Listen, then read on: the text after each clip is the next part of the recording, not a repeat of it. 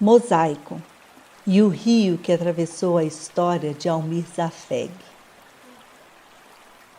Aquilo era tudo de bom. Não vivíamos sem, mergulhávamos em, só pensávamos naquilo.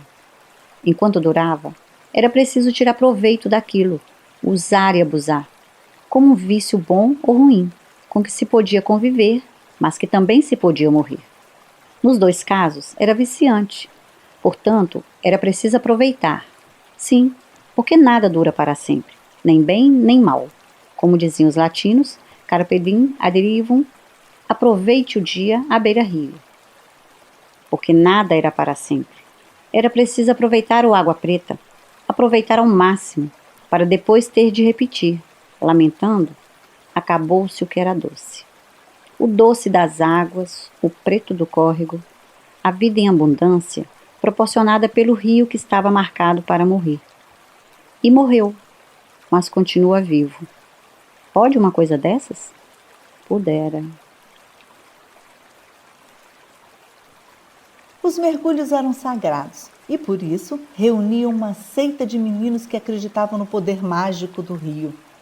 Como explicar o fato de que, toda santa tarde, por volta das 16 horas, pegávamos o caminho do rio para tomar banho, jogar pelada, disputar quem aguentava permanecer debaixo d'água por mais tempo com o fôlego preso? Enfim, nadar de cachorrinho, anjinho ou mesmo se expor ao perigo dos peraus. Conciliar os mergulhos com brincadeiras do tipo pega-pega ou esconde-esconde era a especialidade de alguns garotos. O segredo era fugir do outro mergulhando, desaparecendo sob a água, de modo que não fosse tocado pelo parceiro. Uma vez tocado, seria a vez do outro evitar o toque, mergulhando e afastando-se velozmente. Claro que quem dispunha de maior capacidade respiratória levava vantagem sobre quem, ao contrário, não conseguia se manter submerso por mais tempo. Além disso, ou aliado a isso, a capacidade física em geral fazia a diferença. Que nadar à madeira de peixe, cachorro ou anjo exigia muita disposição, força e elasticidade.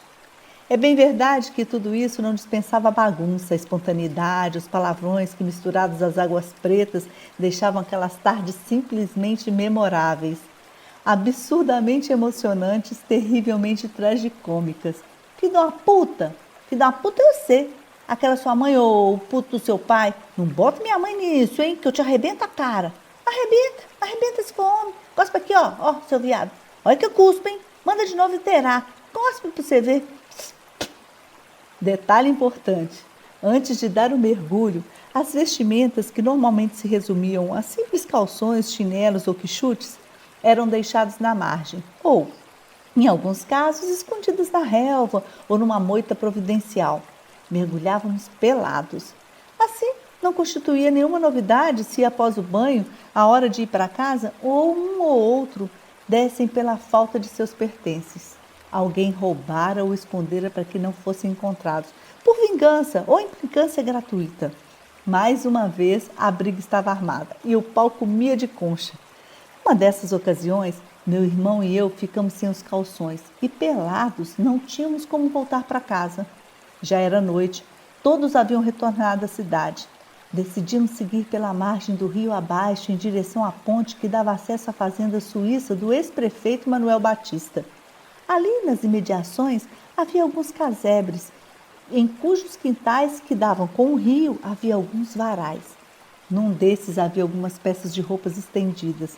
Misturados à escuridão, aproximamos e, invisíveis, furtamos algumas peças e, vestidos, voltamos para casa.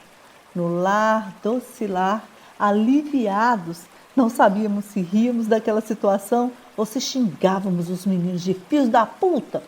Optamos pelo palavrão.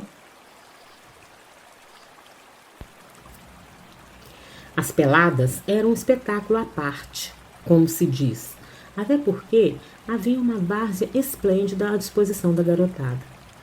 Era chegar, formar as equipes e chutar a danada em direção à trave improvisada. As partidas, quase sempre, precediam os mergulhos nas águas pretas. O esforço, o suor e os palavrões eram compensados com o mergulho de ponta cabeça no leito mágico. Quem viveu aquilo ainda hoje sente saudades. Aquelas peladas, experiência única, superavam até as pescarias de traíras, bisogues e bagres. As capturas de piabas que, engolidas em miniatura, nos tornavam bons nadadores, por rede ou anzol. Reza a lenda que Bita se tornara grande nadador, um autêntico dono do rio, graças às piabinhas que engolira quando não passava de um filhote de ebilão. Mas que nadador! Ele era um capeta em forma de gente. Dava gangas feito um demônio.